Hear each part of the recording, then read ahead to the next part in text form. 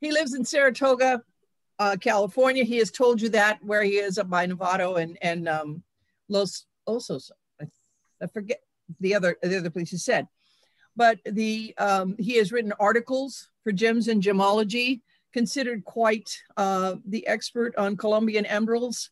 Alice Keller also believes that. She was a publisher of Gems and Gemology. She said to say hello, by the way, Ron, again.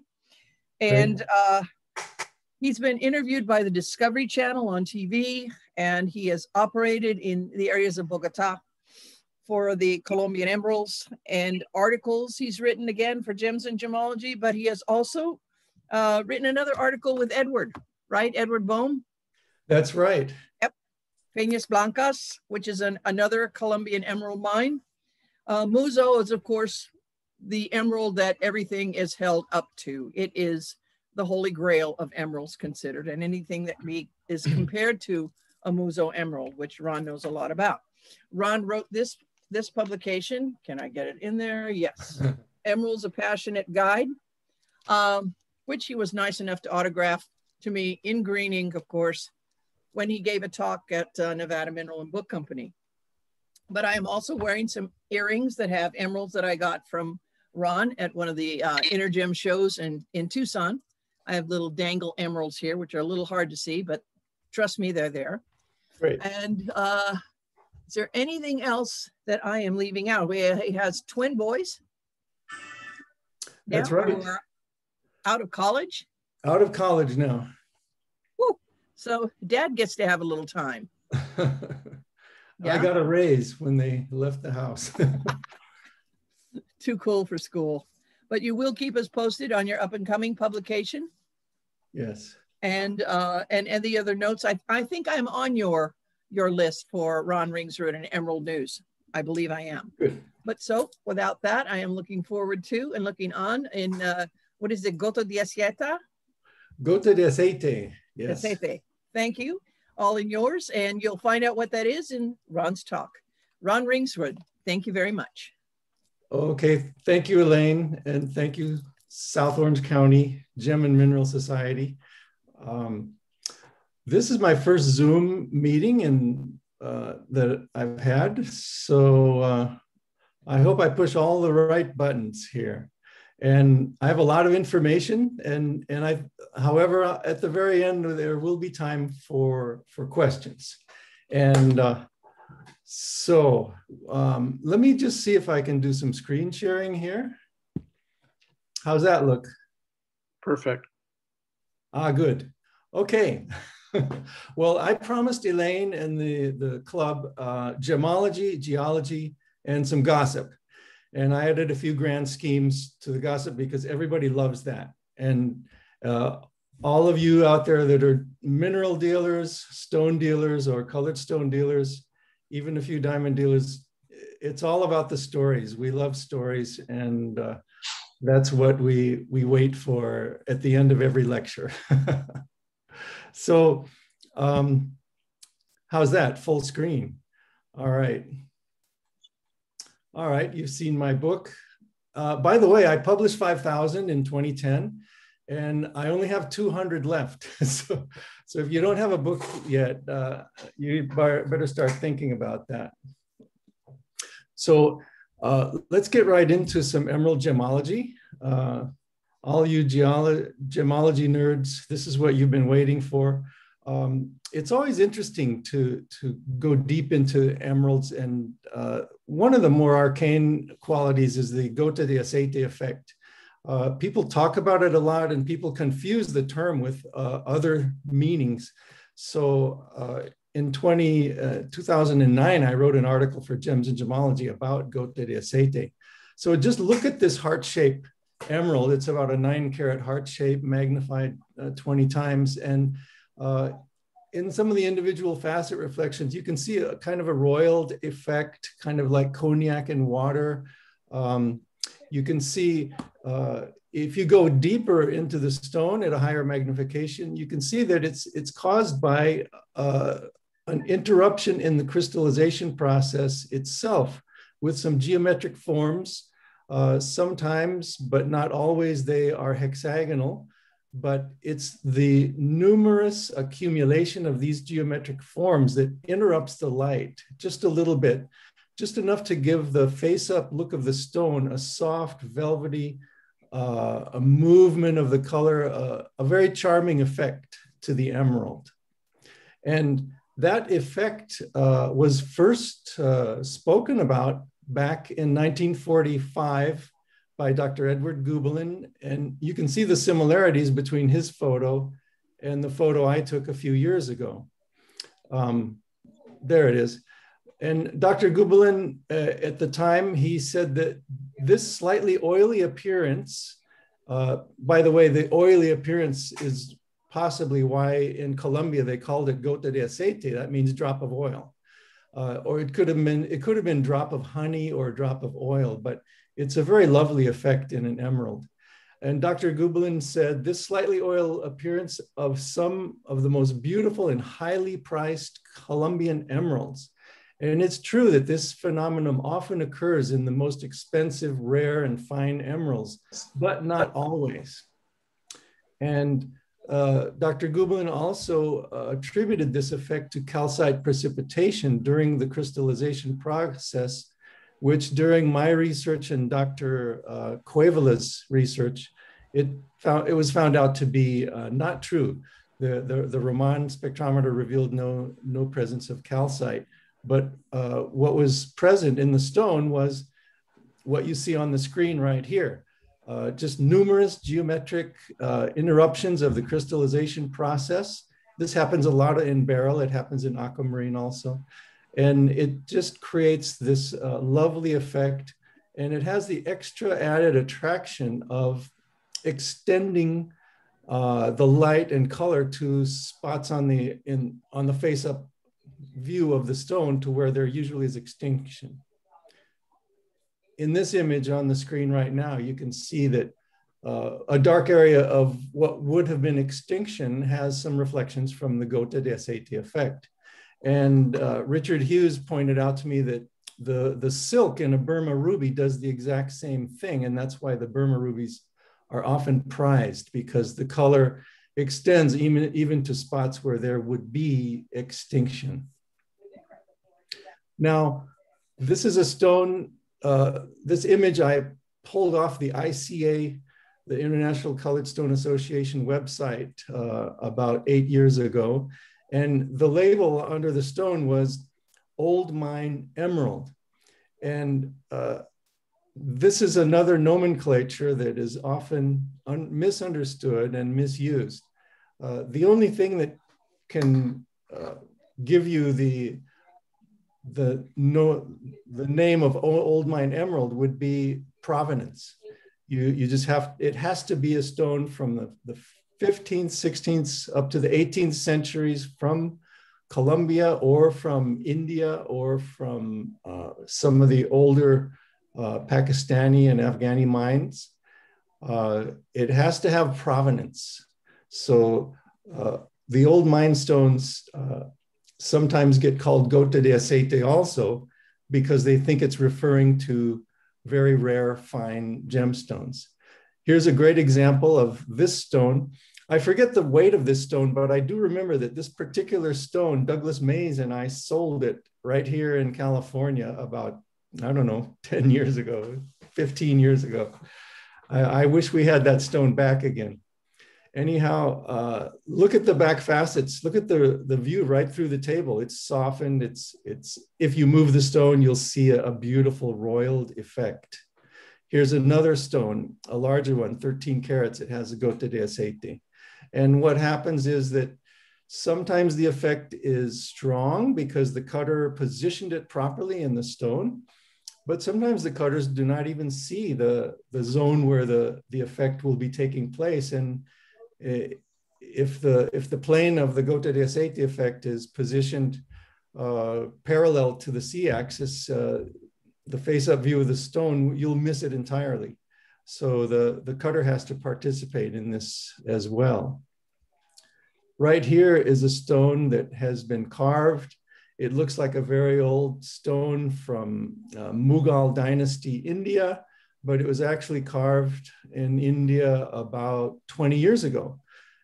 Tino Hamid took this photo, and a person could say, well, that's an old mine emerald, but it's actually a Cosquez stone that was brought up in the rough about 25 years ago, and then it was cut in India. So if you want to see some real old mine emeralds, go to the Met Museum in New York. On display is the crown of the Andes. And every emerald on that crown, all 144 emeralds, they're all divine, beautiful, rich color, and their provenance is indeed old mine. So in conclusion, you have gota de aciete is a visual phenomenon based on transparent inclusions, whereas old mine refers to provenance only. My wife one time in Beverly Hills asked very innocently about some emeralds on display, and the salesperson said, well, these are old mine emeralds. And she asked how he knew that, and he just said, because of the quality of these stones. And the price also seemed to reflect some of his enthusiasm for the stone and why he gave it the name old mine. But really, if you don't have proof that the stone is from the old sources of emerald, that it came across the ocean on the Spanish treasure fleets to Europe and then was put in jewelry, you really can't come to the conclusion that that is an old mine emerald. So anybody that wants more information about that can look in the fall, I think it was fall 2008, Gems and Gemology magazine, the one with the aquamarine on the cover. That's where the article is. So I hope my audio is good, because that's all you're going to get. So we all know where Colombia is. And right in the black center there is the emerald mines of Colombia. They're all in Boyacá, Colombia, which very conveniently is only a 7-hour drive from the capital city, Bogota. Some of the people I know that do business with the Afghani emeralds and the Swat Valley, Pakistan emeralds, just to get to the emerald mines, they have to fly into Peshawar, then they take a bus to the border, then they have to cross the border, and they have to take another bus ride and then a 2-week horse ride to get up to 14,000 feet elevation. And finally, they're at the emerald mine. So I consider myself very fortunate that I chose Colombian emeralds. It was just a spontaneous decision back in 1983, but the emerald mines are right there. It's a language I can speak, and I love the food.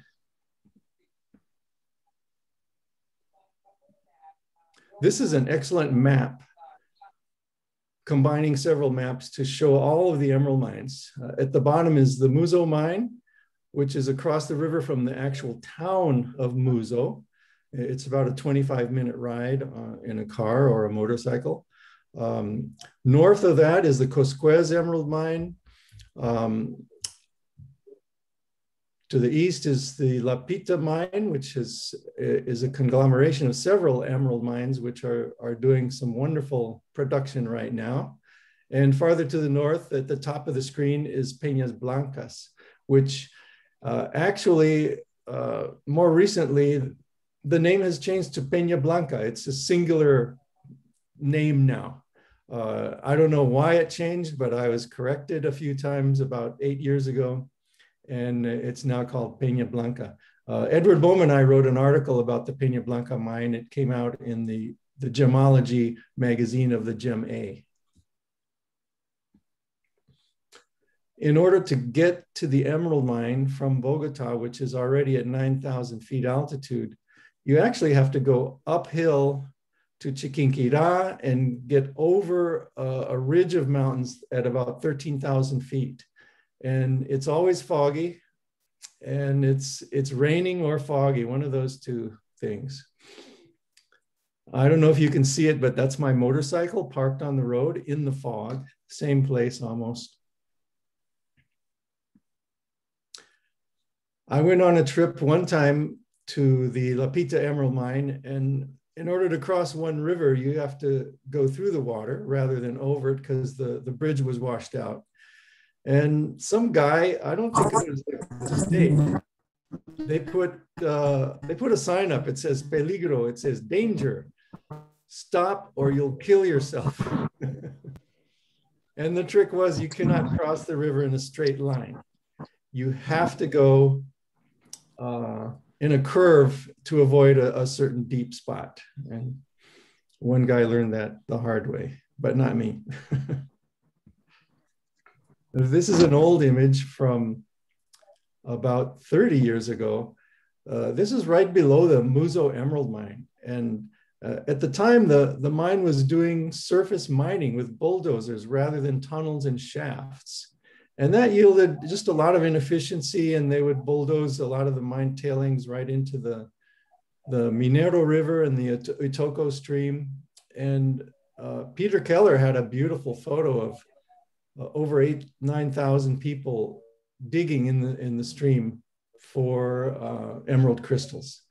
And the river actually supported thousands of people, but it is a gamble. Most of these people do agricultural work most of the time, but when they have free time, they come to the river and they start digging. So going down into the shafts at Muzo, what happens is you end up about 50 to 70 meters down, even up to 100 meters down. And from there, you go off in tunnels in various directions. This photo, I saved this photo just because it shows how dark it is in the emerald mines.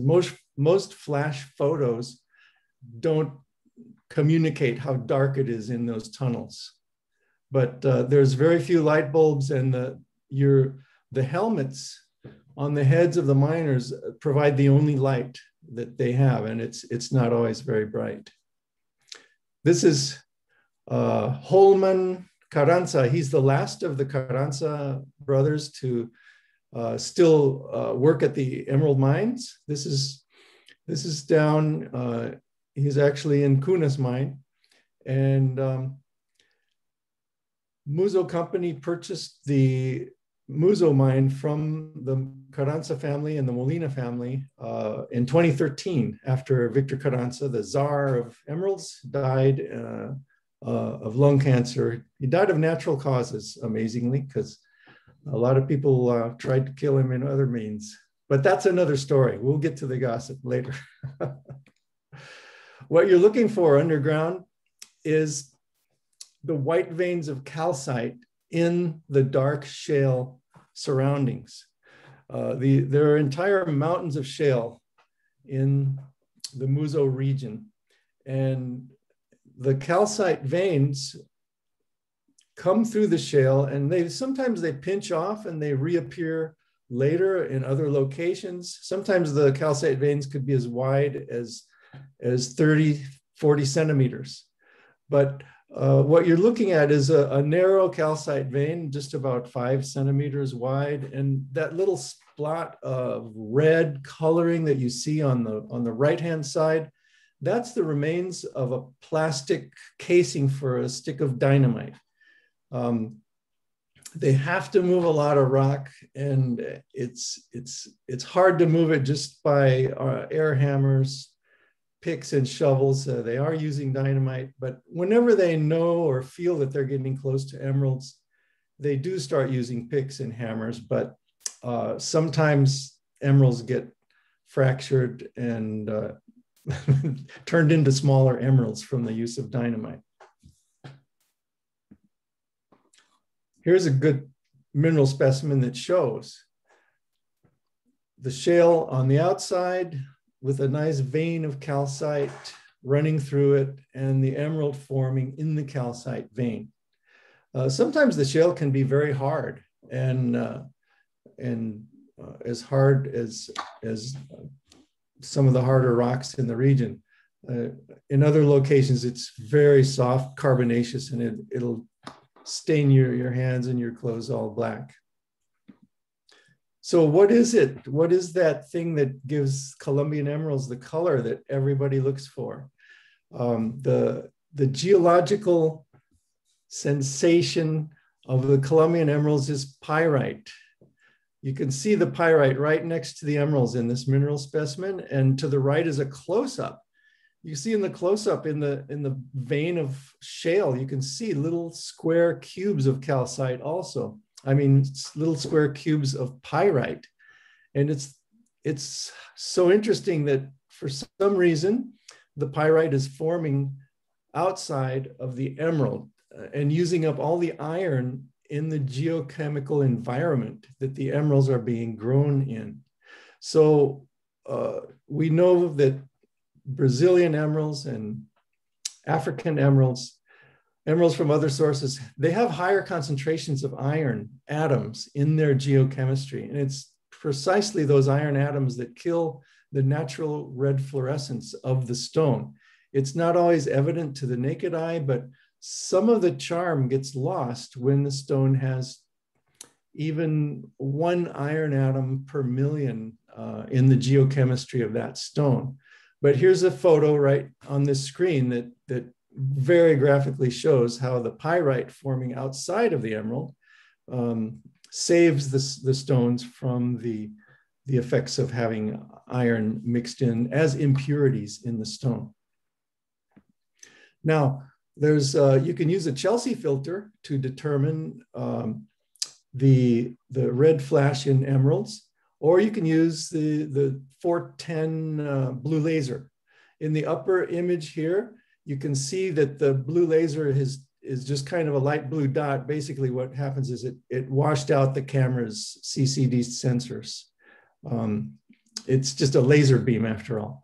In the lower image, you can see that the 410 laser is right on an emerald, and it's giving off a reddish glow, and that is what you're seeing there is the absence of iron atoms, allowing the emerald to fluoresce reddish in that situation.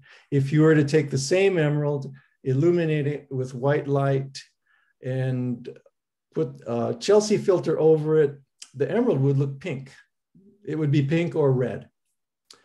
And it's also the same phenomenon, because if you take a Brazilian or an African emerald under the Chelsea filter, it will not be pink or red. It'll be neutral. It'll be greenish or just neutral.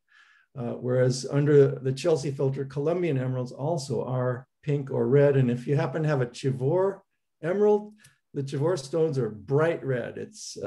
It must mean that the emeralds from Chivor have even fewer iron atoms as impurities than the emeralds from Muzo, Cosquez, or the other mines.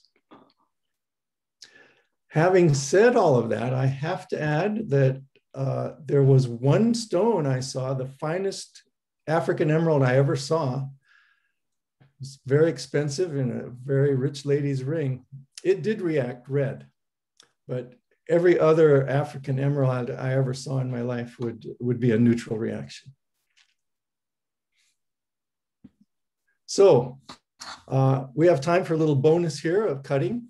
When I worked for Muzo, I worked for 3 years for the Muzo Emerald Mine. And it was a fascinating job. I got to be, right after Victor Carranza died, I was hired. And I got to help set up the cutting situation in the free trade zone in northern Bogota.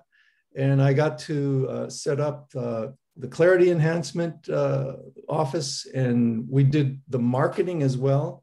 We set up the gallery in Geneva, and the company that was doing the promo was in Paris. So there was just a lot to do those first 3 years. The new owners, who are from Houston, they also have petroleum and they're a multinational, but they are privately owned. They were very aggressive with an unlimited budget to promote and do the best job taking care of these emeralds from Muzo. So I get to talk about cutting. And the thing about when you write a book on emeralds, I always notice that when I write articles for magazines, there's editors and there's people correcting me and people telling me what to write and what I can't write. But when you write a book, you can say anything you want. In fact, in my Emerald book, there's a paragraph that begins with the sentence, "The Kohinoor was cut wrong." So, and that's my opinion. So there it is. In the upper left, you can see the Kohinoor diamond in its original form.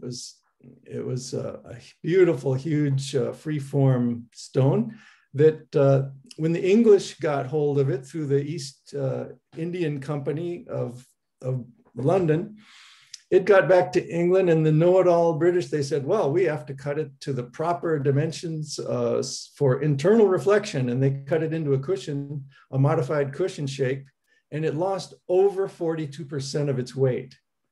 Did you hear that? 42% was terrible. They should have left it like the two stones below. The Darya Inor is still in its free-form shape. It's a tablet. It's amazing. And the Shah diamond is just one in a million. Look at that. It's amazing. They should have left the Kohinoor. It's a really sad story.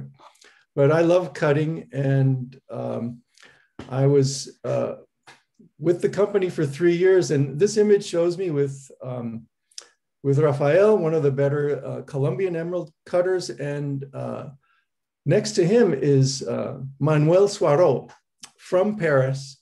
He's probably the best emerald and gemstone recutter in the world. He works for Cartier, he works for Van Cleef, Bulgari. He recuts everybody's stones in Paris. And the Muso company, with their unlimited budget, they paid him over $12,000 every time he came to Colombia to teach us about the finer points of cutting emeralds. And it was amazing. I took pages and pages of notes like this, just learning from him fine details. One interesting detail is that in the notes, it says, if the stone is bigger than 4 or 5 carats, you should not have triangular facets on the pavilion. They like the square facets on the pavilion. It just gives the stone, if it's a pear shape or an oval, gives the stone a nicer look. And I kind of grew to love that look when it's done. Here's 3 ovals. You can see that they also cut these ovals with square facets on the pavilion rather than triangular ones. And the return of light was amazing. It was a really nice look for those stones. One other detail is that if you ever see an emerald cut emerald with rounded corners, that emerald was likely or possibly from Cartier. For 30 years, Cartier took many of their emerald cuts and recut them with Manuel Suaró to put rounded corners on the emeralds. I was able to visit the shop in Paris also, where he works, and it was just an amazing conglomeration of tiny rooms, big windows, workshops from the last century, furniture from the last century also, but they do amazing things there. Muso also had a nice innovation of making good use of their rough by making hexagonal cabochons. I always liked what they did with those. Here's a nice suite of hexagonal cabochons. So we're doing really well. Let's go to the next subject here. It's impossible to talk about the mining region without images of the Furatena.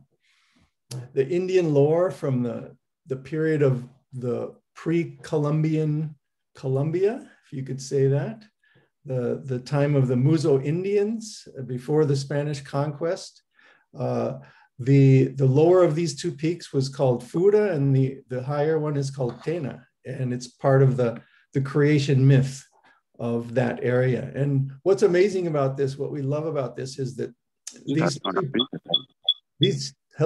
2 peaks can be seen from 3 different emerald mines, Peña Blanca, Muso, and La Pita.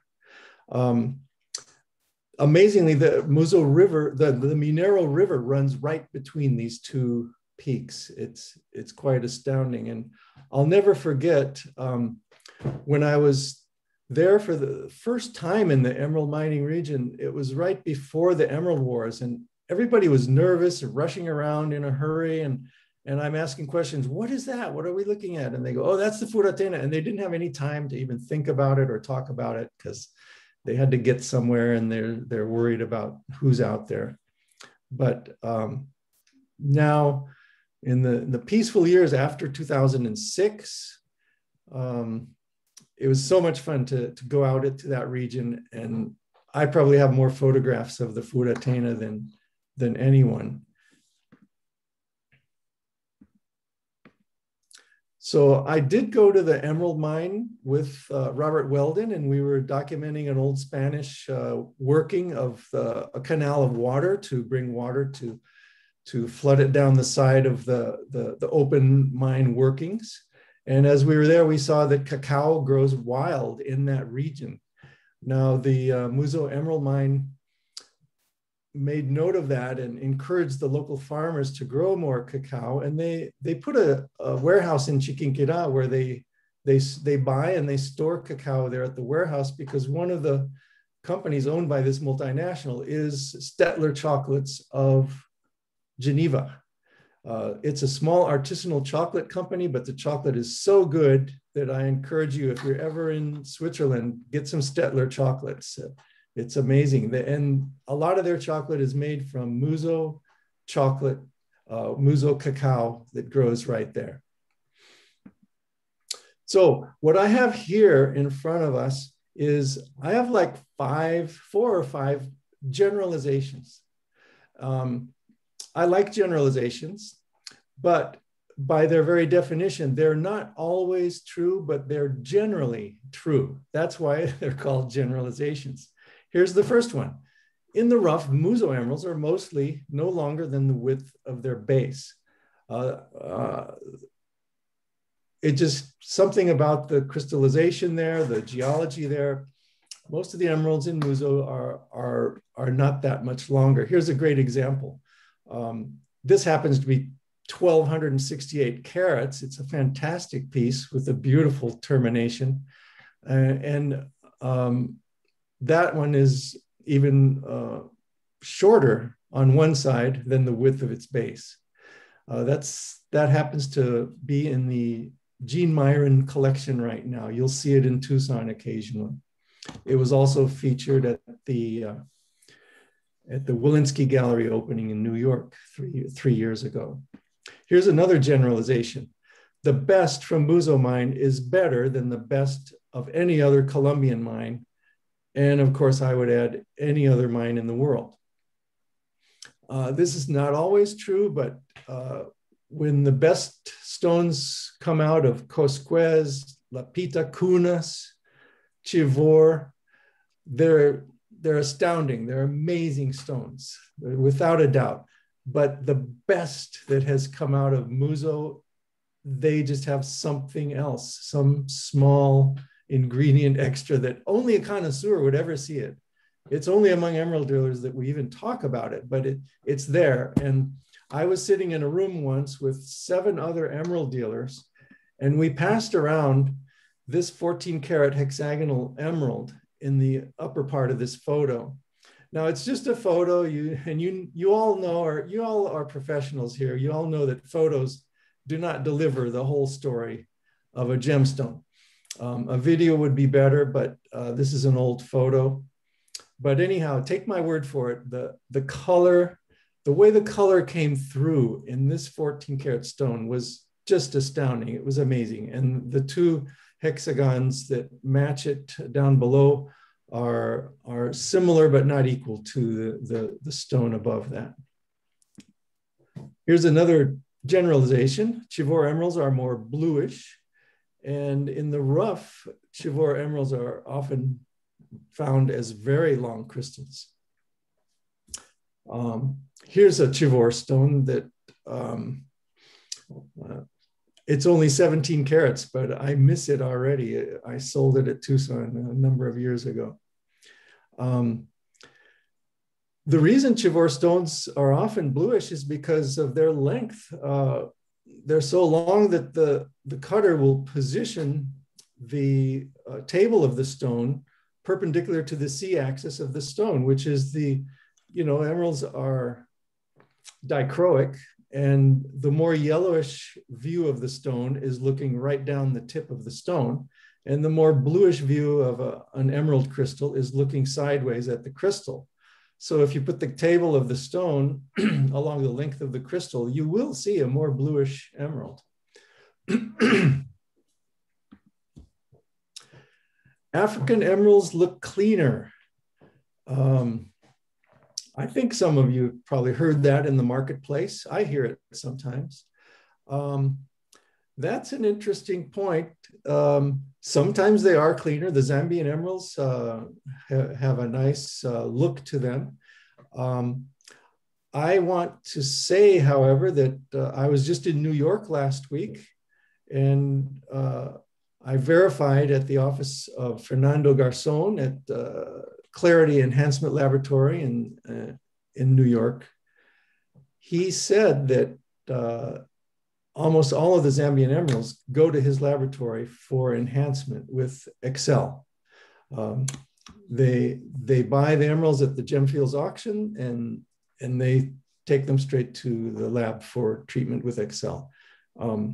It doesn't seem to be advertised very much, but that's the reality. In fact, Fernando surprised me. He told me the same thing 6 years ago, and he verified it on this last trip. About in the year 2008, he said before 2008, 90% of the emeralds that went through his Clarity Enhancement Laboratory were Colombian emeralds, and 10% were African and Brazilian emeralds. But after 2008, which pretty much coincides with the Gemfields phenomenon,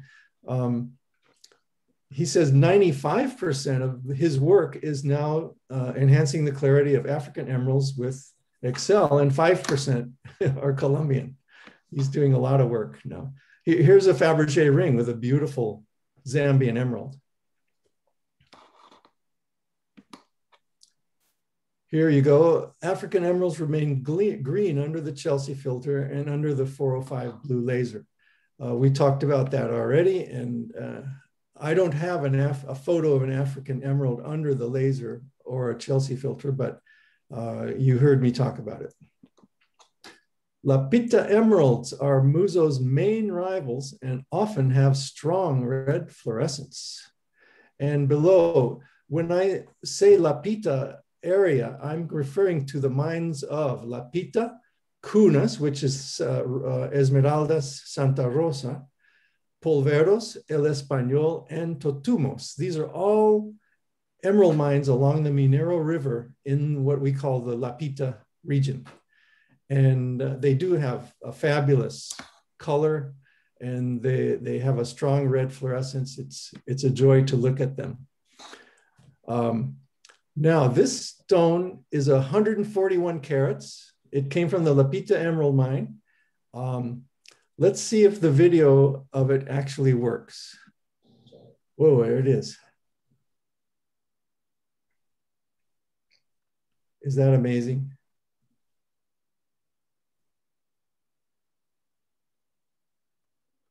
I'm sure if the mute went off, you'd hear 70 people going, wow.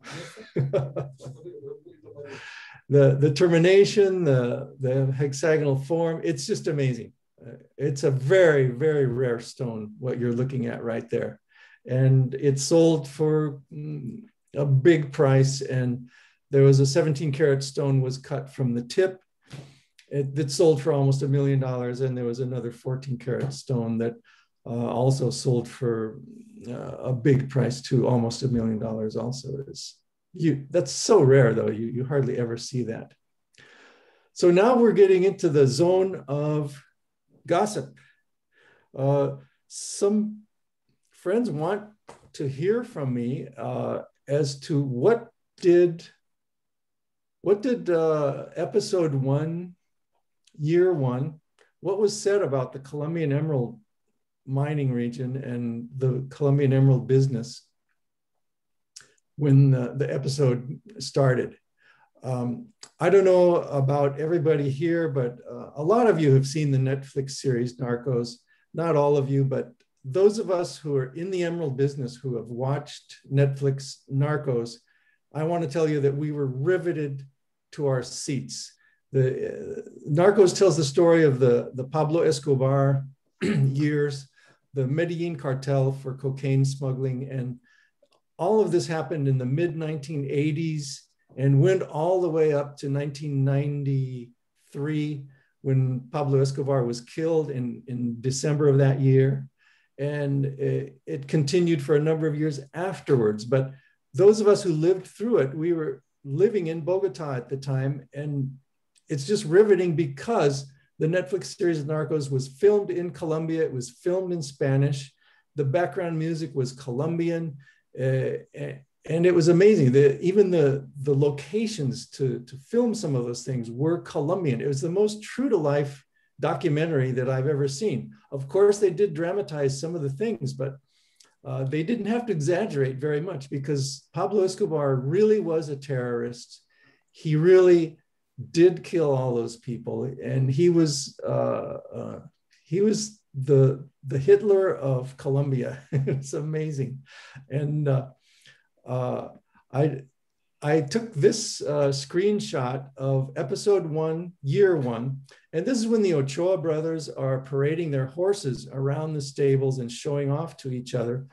And the narrator cuts in and the narrator says, and even by Colombian standards, the emerald business was a pretty tough business. And that's when my friends and I nudge each other with our elbows and we go, yeah, you're damn right it was. Because that happened to, well, the very next scene after this in year 1, episode 1 shows the assassination by Gacha Rodriguez, Pablo Escobar's partner. It showed the killing of Gilberto Molina, the mine owner of the Muzo Emerald mine at the time. They killed Gilberto Molina in Sasaima with 18 guests at a party he was throwing. And Gacha Rodriguez came in with his machine guns and his gangsters, and they killed 18 people, the musicians and the dogs. And it shook the entire emerald industry. And from that moment on, that was 1988, we all knew that the emerald business would never be the same.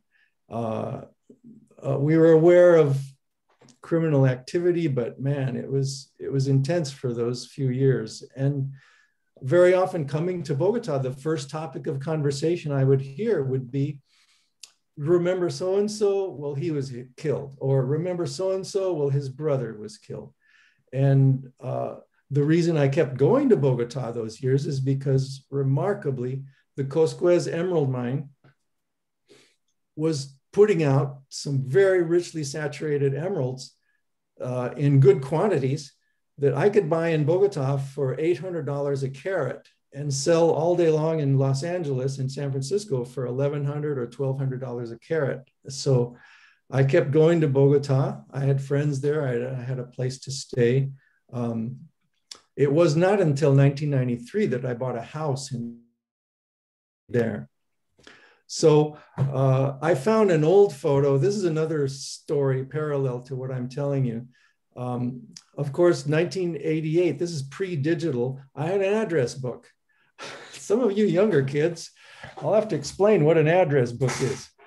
Well, anyhow, during those years, I would put a black cross next to anybody that was killed during those years. And you can see just on one page, I had 2 black crosses. And the guy mentioned down below, Cornelio was a geologist. He wasn't even an emerald dealer. I was surprised that they killed him, but he was in the wrong place at the wrong time. Finally, when my address book got 7 black crosses, I just changed to a newer address book. It was too intense. However, I was 30 at the time. I was starting a business, growing it. My attention was on that. We really didn't pay much attention to who Pablo Escobar was or who killed who and why and where. That was for other people. So another question that I have to answer is, how did Javier Peña put me in a big situation of danger, and why are we still friends? So I don't know. I hope you enjoy these stories. It's kind of dramatic. It points out an era, an epoch that will never be repeated again. So my story begins with the reality of a father will do anything for his family. Let's see, in 2002 or 3, I had a very young family. It might have been 1998. I had a very young family. I'm growing 2 boys, supporting my wife and children. I'm the sole proprietor of my little business. And, you know, in business, sometimes if you're self-employed, you have good years and you have bad years, good month and a bad month. Well, I was suffering underneath the weight of responsibility of a couple of bad months. Sales were down. And I was in Bogota, and I was talking with my crazy friend, Thomas. This is Thomas Grunding. He's German. He lives in Munich, and he's a great guy, big-hearted guy, but he's also wild. He's wilder than I am. And he gets, his friends are really sketchy guys. And I'm glad to know him, but I haven't met all of his friends. But anyhow, he was talking to me one day in Bogota, and he said, Ronald, I was just talking to my friend, and he said that he's being an asset or an informant for the FBI. And he says, it's a really cool job. It's a gig. You just show up in bathrooms and meet guys, and you tell them these things that you make up, and you get paid for all this information. And he was telling me that if I wanted to, I could be an asset for the DEA, because the DEA were actually afraid to come downtown to Bogota, because the American embassy was way up in the fashionable north part of Bogota, and nobody went downtown to see the emerald dealers, which some of them were under suspicion of drug trafficking or other crimes. So I happened to meet Javier Peña in San Francisco. That's where he lived at the time. And the CIA office that he worked out of was in San Francisco. I met him, and I called him up one day, and I said, you know, I could really use the money to share with you guys some of the things that are going on, and maybe I could be one of your assets.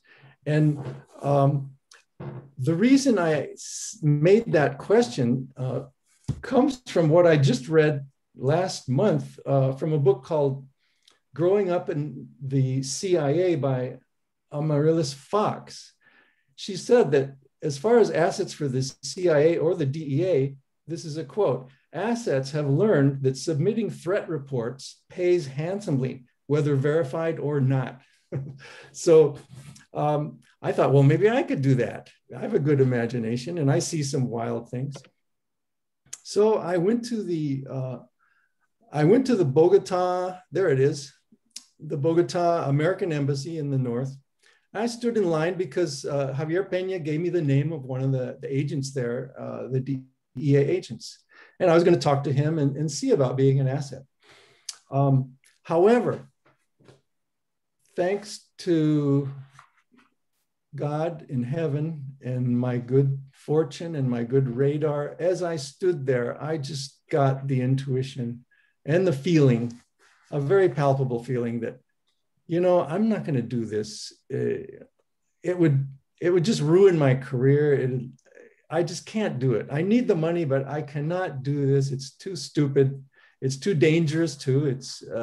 I'm just not going to do it. And what makes this an interesting story is that the very 3 months later, the Kent report came out.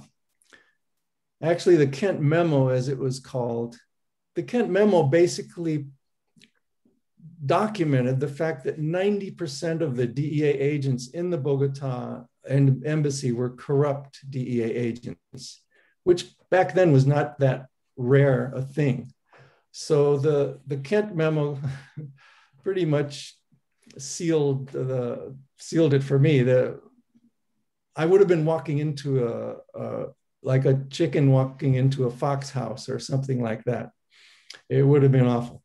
So I did talk to Javier Peña again because he did a lecture tour with Steve Murphy, and they talked about being DEA agents during the days of Pablo Escobar. And they had quite a successful lecture tour going to Europe, all over the United States, especially during the popular years of the Narco series. And we're still buddies. He loves history, so he loves some of the details that I'm doing. Now, one last thing. Elaine and a number of friends want to know, what is my new book about? Well, this is the new book that I'm writing. This is coming out in 1 month in Spanish. It's coming out in English maybe in 3 or 4 months. It's more important to me to get it out in Spanish right now. And those of you that have read chapter 23 of my book, Emeralds, A Passionate Guide, you know in my book about emeralds, in chapter 23, I talk about the medieval lapidaries. And chapter 23 talks about the medieval philosophers, St. Thomas Aquinas, St. Augustine. It talks about spirituality. Of course, it talks about emeralds a little bit, but that's where my new book is going, in that direction. I wanted to do a little biography of Father Gabriel Mejia here in this image here. He's an amazing Catholic priest in Medellin, Colombia. And he runs Hogares Claret, a foundation that rehabilitates street kids and delinquents. And he's been at it for 40 years and has rehabilitated over 100,000 kids. And it's amazing, just an amazing story. In fact, he was alive in Medellin during the Pablo Escobar years. He got shot at twice by Pablo Escobar's hired killers because they were shooting at any authority figure, like a police, a judge, or even a Catholic priest. But in the most awkward situation you can imagine, when Pablo Escobar entered La Catedral, which is his private jail in Medellin, guess who was the Catholic priest that went on Sundays to give mass to Pablo Escobar and the cartel members, the 11 other cartel members? It was my dear friend, Father Gabriel Mejia. So imagine the awkward first meeting. He gets to see the guys that were shooting at him anyhow.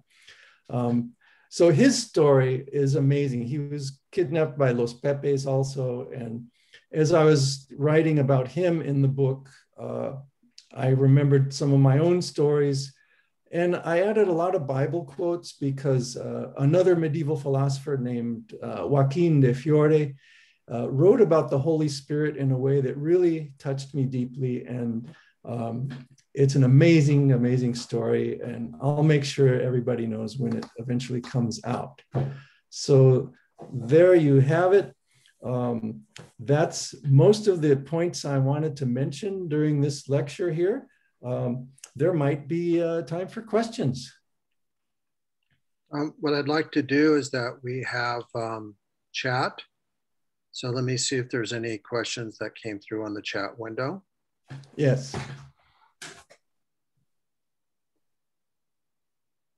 I'm just reading this, see if there's any specific questions. You have a lot of friends, that I can tell you, Ron. Really? What's the total of people that are listening? Over 50. Great. I'm just going through this very quickly. I'm sorry. Yeah, so there was nobody who asked any questions through the chat. If anybody would like to do that now, feel free to do that. Elaine is raising her hand. And then I'll unmute Elaine.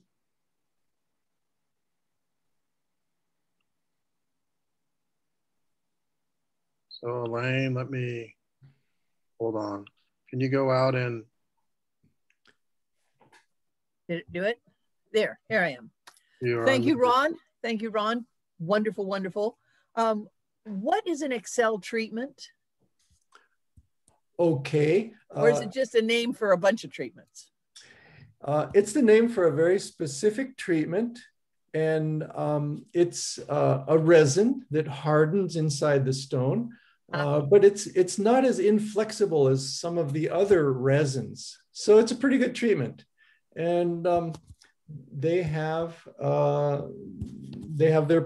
their name that they protect and patent it. Yeah. And the Clarity Enhancement Lab in New York does that. Because it's a resin, it does have a specific, it has a refractive index that is noticeably right the same as the emerald itself. The emerald itself, so it does give the flash effect. And the treatments today, I mean, the oils, do they still use like the cedar oil, or what oils do they use today? They continue to use cedarwood oil, the Europeans continue to request cedarwood oil, and some laboratories like SSEF and AGL in New York, they will tell you on the certificate if the oil is cedarwood oil, or which is classic, or one of the more modern oils like Excel. Maybe I could give you a little market update, because I was just in New York, and before New York, I was in Colombia. The pandemic, of course, shut everything down for 6 months. The mines actually reduced their workforce by way over 50%. But during the second 6-month period of the pandemic, they went back to work, and they slowly grew back their workforce. It's not up to full yet, but the mines are producing emeralds. And in the second 6 months of the pandemic, those of us in the colored stone business, we noticed that there's a lot of people sitting around in front of their computers, and they're buying emeralds on Instagram. They're buying emeralds through the telephone. And the miraculous thing about your modern phones today, your iPhones and your Samsungs, is that the video quality is so good that people are buying emeralds and rubies and sapphires without ever touching or seeing those stones. They are sending money. A good example is Muzo Emeralds at Instagram. Muzo Emeralds is a private company run by George Smith, also known as Alpine Green. And he has 140,000 followers, and he sells all over the world loose emeralds and emerald jewelry. And it's a remarkable story. You know, I'm old fashioned. I'm close to retirement here, and I used to knock on doors, do the trade shows, bust my butt. But these young guys are on Instagram now, and even the mineral dealers.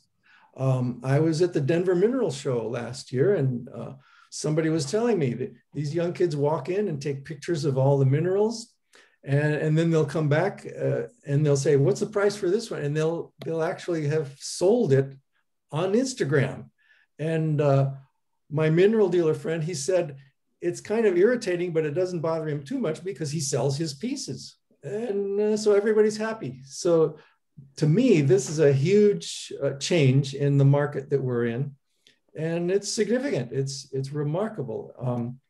In New York, I'd have to say that 47th Street was active, busy.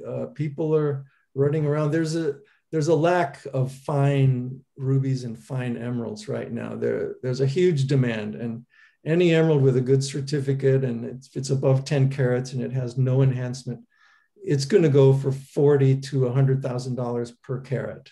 It's as simple as that. It's rather exciting to be exactly. to see it happening. So I think that's so cool. I mean, treatments and things like that have always. Opticon was the other name. Right. But another one of my former students there, Collie and Catherine, they were asking about the huge emerald cluster that's under ownership dispute in Los Angeles. Did you ever hear about that one? It's called the Bahia Emerald. To the best of my knowledge, it is still in the vault at the LA County Sheriff's Department, and there are 2 or 3 entities that are claiming legal ownership of that stone. And I'd love to have an update because I have not heard a thing about it for over a year. Huh. So I can't give any details, but someday it'll surface again. That's for sure. Okay, thank you.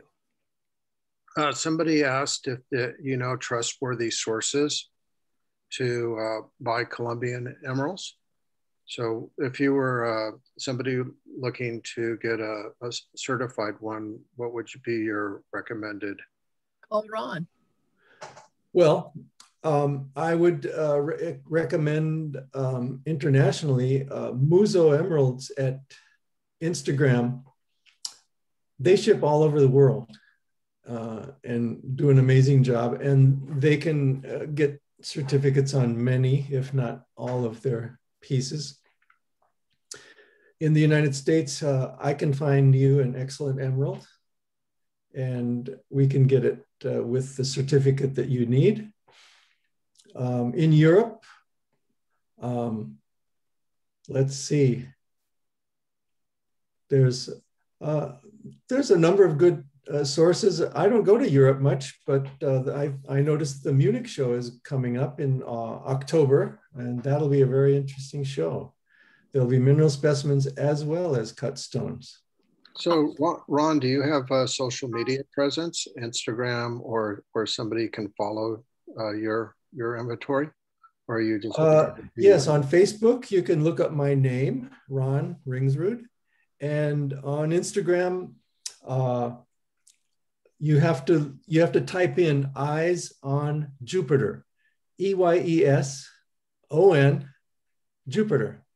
And that is my Instagram page, which is, it only has a modest, I don't know, not even 1,000 followers, but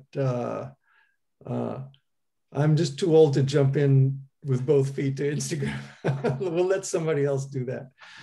Okay. But, yeah, Facebook and Instagram. And if you send me your email address, I'll put you on my list for a 3 to 4 times a year bulletin called Emerald News.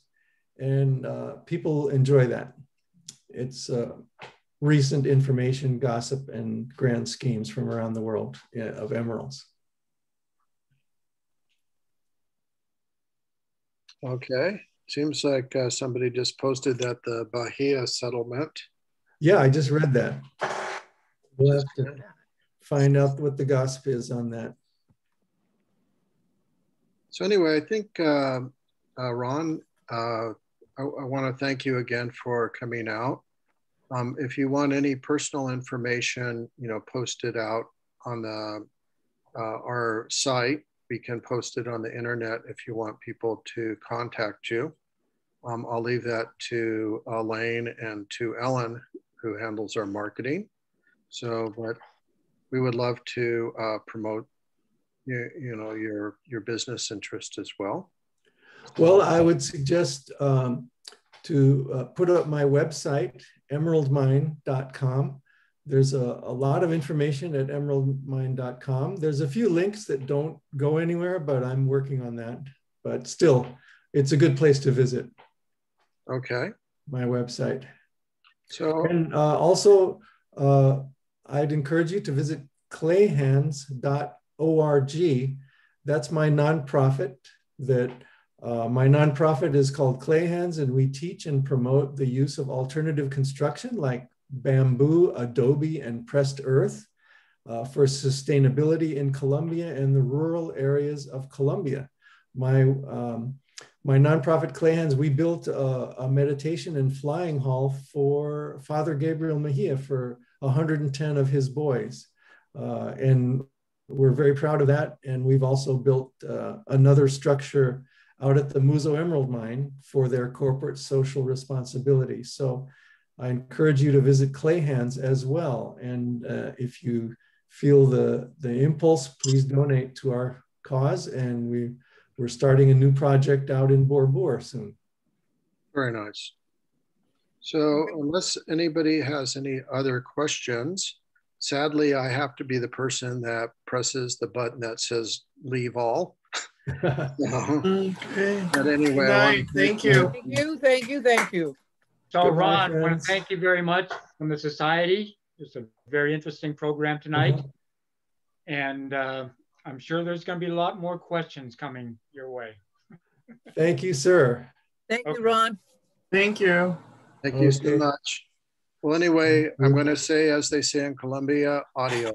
Yeah. So Elaine, can you hold on for a second? Sure. Uh-oh. Yeah. After everybody closes off, I need to talk to Elaine. Uh-oh. Okay. I'm going to stay on and read the chats. Oh, okay. Cool. Yeah, I have to end the meeting, and that's going to kill it for everybody to close out the Zoom. You want me to call you, Gary?